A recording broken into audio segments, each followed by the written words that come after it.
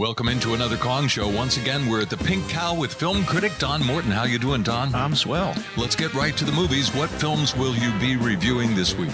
We have 7 over last week and this week. Dinosaur Island, In the Blood, Reclaim, Tracers, Ninja Shadow of a Tear, Jupiter Ascending, and Pride. Let's get right to the first movie. It's called Dinosaur Island. I'm guessing special effects? Worst first. Yeah, this is a movie made by an Australian special effects wizard who's turned to writing and directing, and I suggest that he don't give up his day job. It's a kids' movie about a couple of kids on this magical island between time and place where feathered dinosaurs live. Feathered dinosaurs? Feathered dinosaurs. Okay. It's so lame on every level that as I watched it, I was considering a rare act of kindness and not reviewing it at all. Oh. But then I saw the Japanese title, and the Japanese title is Jurassic Island. This is such a plain attempt to connect this movie with the Jurassic Park franchise. It was just cynical. This is a terrible, terrible movie. I know it's for kids, but kids deserve better than this. You want to move on to the next movie? Next movie, In the Blood. Do you know who Gina Carano is? No. She's a mixed martial arts former champion who has turned to making movies as an action heroine. She's made a great movie that turns the conventional action hero trope on its head and has a woman doing the ass-kicking. And how did you feel about that when you saw a woman kicking a guy's ass? It's a great movie, but it's not this movie. That movie was Haywire by Steven Soderbergh. This one is just a waste of the lady's talent. Next movie is called Reclaim. It's about the scam where 2 wealthy Americans are in the Caribbean to adopt a child. Not quite legally, but they're desperate. And so they pay a lot of money to an adoption agency. And then the child is kidnapped back. The adoption agency packs up its office and leaves, and the Americans are out of it.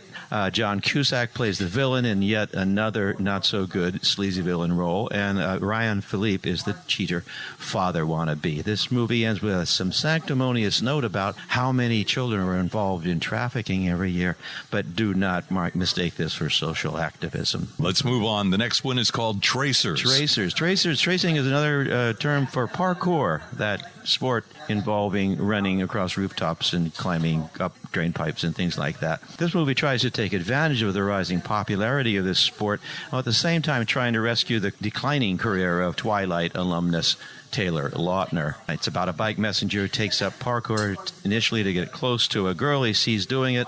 He ends up joining a gang of modern-day cat burglars, etc., etc. There's not much new here except all the jumping around. All right. Next movie sounds like something you might enjoy. Ninja, Shadow of a Tear. Why does that sound like something I might enjoy? Because I think that you enjoy going to movies that you don't like, and even more than that, you enjoy writing reviews about movies that you don't like. Tell us how much you do not like this movie. You're both right and wrong, because I did like this movie. Oh. But for all the wrong reasons. Okay. Okay, the kind of person that will like this movie is someone who really does like martial arts and appreciates a good one-against-many samurai-type battle. And this movie has some wonderfully choreographed pieces in that line. The other factor that would make this martial arts fan enjoy this movie is an appreciation for a really good bad movie, because everything else about this movie is hilariously lame. The dialogue, the setting, the plot, the motivations. Scott Adkins is the star. He's the real deal. Sure, he's not Oscar material, but he's handsome, and he's suitably hunky, and he's a real martial arts pro. He moves through his one-against-many battles with grace and fluidity. It's kind of like Steven Seagal's self-image. Suitably hunky? Suitably hunky. Moving on, the next film is titled Jupiter Ascending. Oh, yeah, another big deal movie from Andy and Lana Wachowski. When you think about it, they only really made one good movie, and that was The Matrix. Those 2 sequels were crap, and so was Speed Racer, and Cloud Atlas bombed at the box office. You can't say they're not ambitious, though. It's visually spectacular. This is eye candy of the first order, but almost everything in this Dune ripoff fails. Mila Kunis is way out of her league as an action heroine. She is not Sarah Connor. She plays a lowly cleaning woman who is informed by people from outer space that she's the queen of the universe or something like that. She spends most of her time being kidnapped or rescued or making goo-goo eyes at Channing Tatum in Spock ears and a green goatee. Zero chemistry. Many, many, many battle scenes, but the storyline is all but impenetrable. I didn't know who the good guys were and who the bad guys were, and worse, I didn't care. A movie for Trekkie fans? This is a $175 million train wreck. Trek. Oh, so you're saying miss this one too, huh? Yep. All right. Final movie you're reviewing this week is titled Pride. This is the true story, although the film doesn't see the need to trumpet that at the beginning with one of those little notices based on true events. In 1994, a gay activist in London formed Lesbians and Gays Support the Miners, or LGSM. Their goal was to raise funds for the striking coal miners with whom they felt they shared a hate of Margaret Thatcher, and they were both groups were persecuted by police.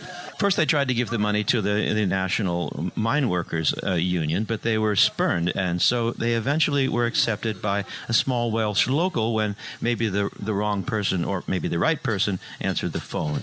They go to visit this Welsh mining community, and cultures clash. But gradually, in a spirit of solidarity, gradually overcomes all this fear and bigotry. It's a great film. It's made in the same serio-comic mode as The Full Monty and Billy Elliot. It's absolutely enjoyable. Date movie? Yes. Yeah. Buddy movie? Buddy movie, date movie. It's manipulative, yeah, and it's unashamedly feel-good movie, but it's never preachy.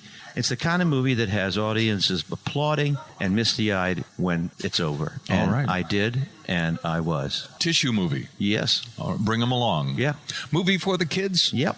All right. Don, best date movie for this weekend? Pride. What movie should we avoid? Almost all the others. Okay. We're here at the Pink Cow. As always, there's a little bit of Pink Cow ambience in the background. What are you looking forward to having after your reviews? My chicken and black bean burrito. Why is that?